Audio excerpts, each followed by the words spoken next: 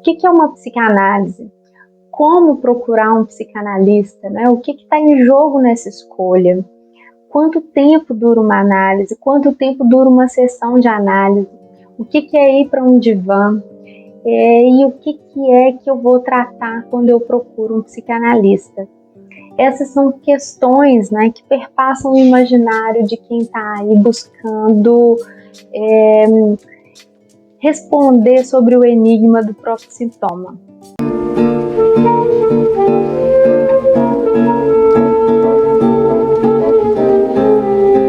Então, normalmente, quando o sintoma ele vem para tentar tamponar, para tentar ofuscar o sujeito e fazer tudo funcionar de acordo com o que o outro quer dele, né? Alguma coisa aí não funciona, né? Alguma coisa aí não se encaixa no que o outro espera, no que a sociedade espera, não é?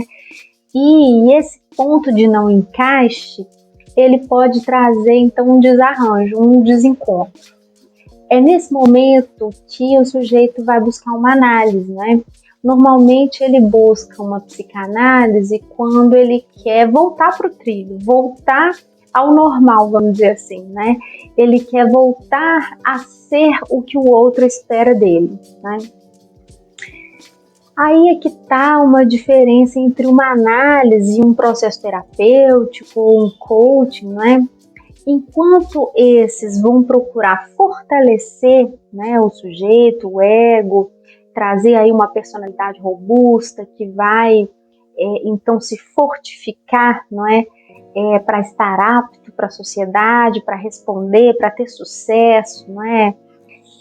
Justamente uma psicanálise vai esvaziar esse lugar para perguntar não o que ele pode ser para o outro, mas qual que é o próprio desejo, o que está em jogo no próprio desejo do sujeito, o que é isso que não se encaixa, que pode ser ali que está justamente alguma coisa da singularidade, de algo de uma invenção. Então a ética da psicanálise é justamente essa, de um esvaziamento, de ir na direção do que não se preenche, do que está ali num ponto de falta, num ponto de oco, né, um ponto de vazio. Essa é a direção de uma psicanálise, não a de preencher, a de corrigir, de colocar o sujeito na trilha de novo, né, para que ele possa funcionar e respondendo aos imperativos da sociedade, né. É de justamente tirar toda essa parafernália artificial, de artifícios da sociedade, né, que ele constrói visando ser melhor para o outro, né, e extrair disso, né, desse esvaziamento, o que de fato é legítimo do sujeito, né, o que de fato o movimenta. Então a ideia de inconsciente é justamente essa, que vai numa direção oposta do que o sujeito quer, né? Então essa é a questão assim, entre o desejo e a vontade, né? O desejo inconsciente normalmente é um boicote, é um tiro no pé, né? O sujeito não quer ir na direção onde ele vai. Então ele quer seguir uma linha e quando ele vê, ele está agindo completamente diferente, né? Ele está agindo de acordo com padrões repetitivos, mais uma vez indo nessa direção, mais uma vez escolhendo essa parceria amorosa, não é? Então o sintoma ele diz dessa repetição, que pode ser inclusive uma repetição familiar, não é? Mais uma vez fazendo o que a mãe fazia, o que a avó fazia, e isso se perpetua aí de geração a geração, um sintoma inconsciente, né? E normalmente, quando procura-se uma análise, a ideia é de que então possa se corrigir isso, né? Colocar isso no lugar de novo e não se haver justamente com o que está em jogo aí, né? Que é um ponto de falta, que é um ponto que não vai se adaptar justamente ao outro, né?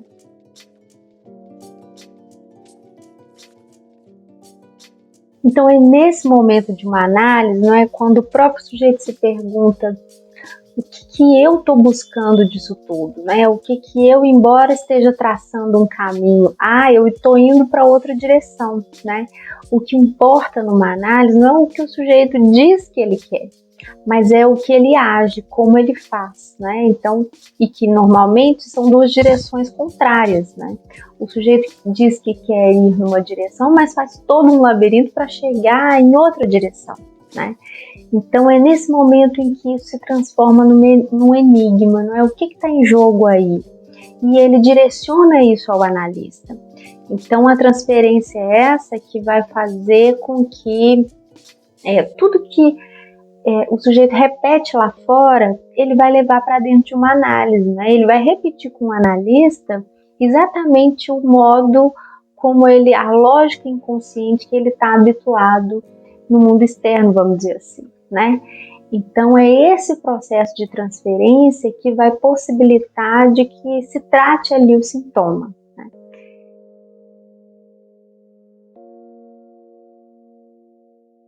E aí sobre a pergunta, quanto tempo então que dura uma análise? Uma vez que uma análise não tem predeterminado, né, qual que é o bem-estar do sujeito, não é o bem-estar que está em jogo, e sim o bem-dizer, não é? Uma vez que não existe, a princípio, não um caminho estabelecido do qual a direção que o sujeito tem que seguir, né?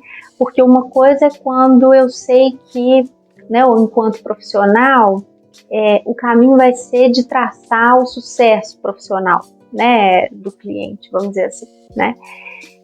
Bom, isso é uma coisa, parte-se do princípio que o sucesso profissional é o que vai trazer o bem-estar desse sujeito, né?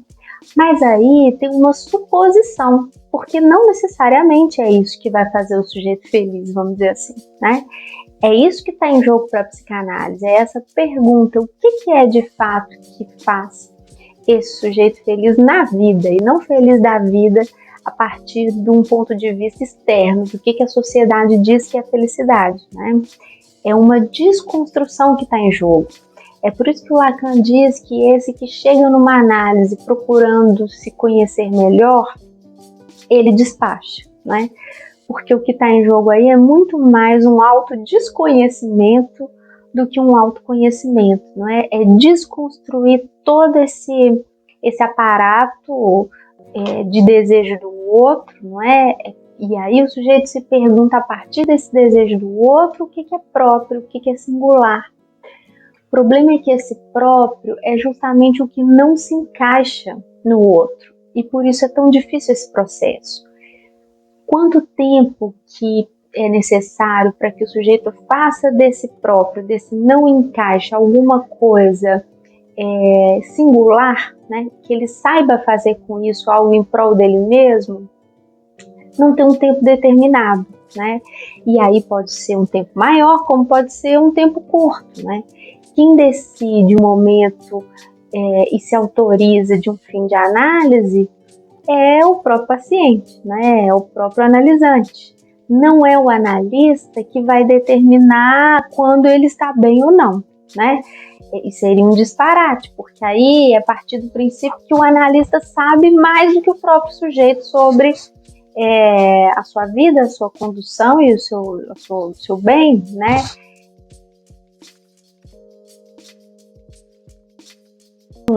É justamente a posição de saber não está do lado do analista. O analista funciona muito mais como esse que vai receber essas projeções, né, do que exatamente alguém que vai direcionar e conduzir a vida do sujeito para um suposto caminho de felicidade, né? Essa seria a diferença essencial, não é, entre um coach e uma psicanálise, por exemplo, né, entre um processo terapêutico que visa, né, ajudar a fortalecer o sujeito, né, que pode ter o seu lugar, mas o que está em jogo para uma psicanálise, a ética da psicanálise é a ética do esvaziamento, não é? Esse ponto vazio, esse ponto oco, que é ali que o próprio sujeito pode se perguntar sobre o próprio desejo. Né?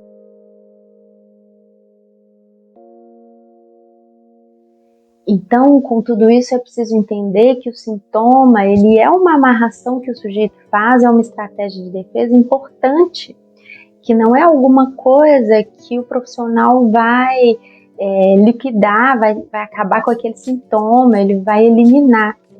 Ao contrário, né, numa psicanálise a gente faz uso desse sintoma, né, o sujeito precisou desse sintoma para se conduzir na vida e é com ele que é possível fazer alguma coisa, né, e não eliminar e transformar aquele sujeito em outra coisa completamente diferente, embora seja esse o objetivo inicial, né. Mas o que está em jogo aí é fazer com esse sintoma alguma coisa. O Lacan vai dizer isso, né? Um savoir-faire, um saber aí fazer com o sintoma. Eu gosto muito da ideia de um se virar com isso, que é preciso fazer ali uma certa gambiarra, um artesanato com isso, que é fruto da nossa história, do que a gente recebeu, das nossas determinações, fazer uma amarração singular com tudo isso, para que o sujeito possa se conduzir.